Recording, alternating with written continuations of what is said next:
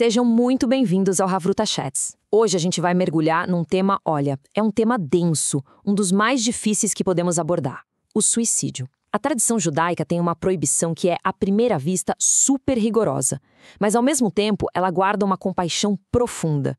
E aí fica a pergunta, né? Como é que essas duas ideias conseguem coexistir? É isso que a gente vai explorar hoje: a lei, o que acontece com a alma e, o mais surpreendente, a misericórdia que existe bem no coração dessa questão tão complexa.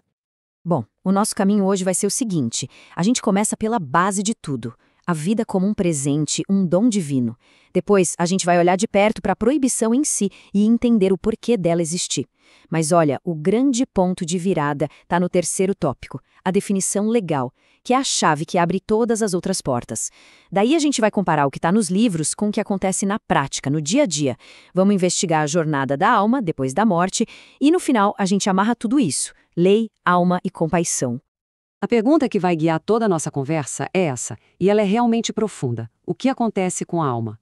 É uma pergunta que nos leva direto para o coração da lei, da fé e da compaixão. E a resposta que a tradição judaica oferece, como a gente vai ver, é uma mistura surpreendente de rigor e, ao mesmo tempo, de uma misericórdia imensa. Para a gente conseguir entender qualquer coisa sobre a visão judaica do suicídio, a gente precisa começar pelo valor mais fundamental de todos: a santidade da vida. Isso não é só uma ideia filosófica, um conceito bonito, não. É o alicerce, a base de toda a ética judaica. Sabe, a tradição ensina que a vida não é nossa. A gente não tem autonomia absoluta sobre ela. A ideia é que a vida é um empréstimo sagrado do Criador. Nossos corpos são vistos como vasos sagrados para a alma, e a gente tem a obrigação de proteger e preservar esses vasos. E como eu disse, isso vai além da filosofia. É uma obrigação legal poderosíssima, conhecida como Pikuatesh Nefesh. Agora, para a gente ter uma ideia do peso que isso tem, olhem esse número. A Torá tem 613 mandamentos. Desses 613, você pode e deve quebrar 612 para salvar uma vida, seja a sua vida ou a vida de outra pessoa. Isso mostra de uma forma muito clara que a vida tem um valor infinito, um valor que não dá para medir, não importa a qualidade de vida que a pessoa tenha ou o sofrimento pelo qual ela esteja passando.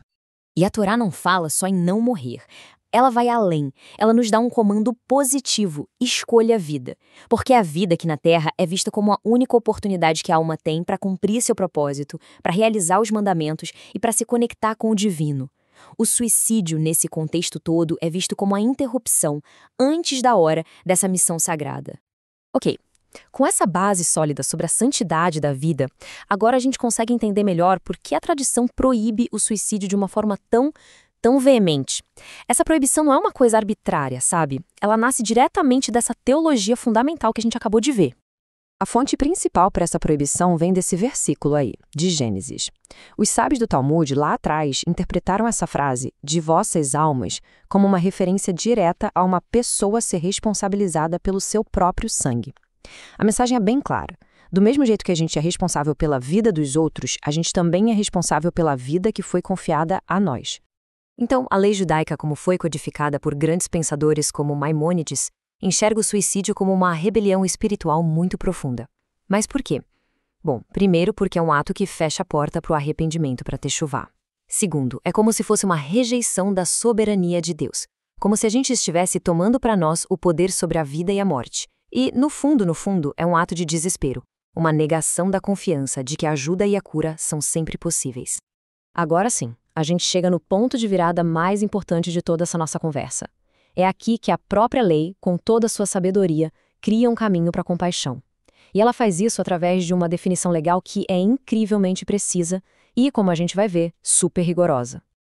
E essa definição mostra a nuance da coisa de um jeito brilhante. A lei não é um instrumento cego, sabe? Ela foca totalmente no estado mental da pessoa. Para alguém ser considerado culpado, o ato não pode ser só intencional. Ele tem que ser cometido com um nível de clareza, de deliberação, que, sinceramente, é quase impossível de se provar. A palavra-chave aqui é lo da'at, que significa com conhecimento.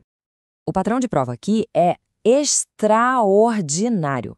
Provas circunstanciais, tipo encontrar uma pessoa sozinha num quarto trancado, não são suficientes. A lei exige uma janela para dentro da mente da pessoa naquele exato momento, o que é praticamente impossível de determinar. Preste atenção nesses critérios. A pessoa tem que dizer em voz alta que vai fazer, tem que fazer imediatamente depois de dizer e tem que estar com a mente totalmente sã, livre de qualquer tipo de insanidade ou, e essa parte mais importante, livre de uma angústia avassaladora. A lei parece ter sido desenhada de propósito para quase nunca ser aplicada. Ok, então, quais seriam as consequências naquele caso raríssimo, quase teórico, em que alguém preenche todos esses critérios? E como isso se compara com a realidade da prática judaica hoje em dia? Porque a diferença entre a letra da lei e o espírito da aplicação dela é gigante. Essas consequências são bem severas e elas existem para refletir a gravidade do ato. Basicamente, são retiradas as honras fúnebres da pessoa, mas, e isso é importante, os rituais que confortam quem ficou, os enlutados, ainda são permitidos. A consequência mais sombria citada por Maimônides é essa última, a perda da porção no mundo vindouro. Isso significaria uma desconexão eterna da presença divina.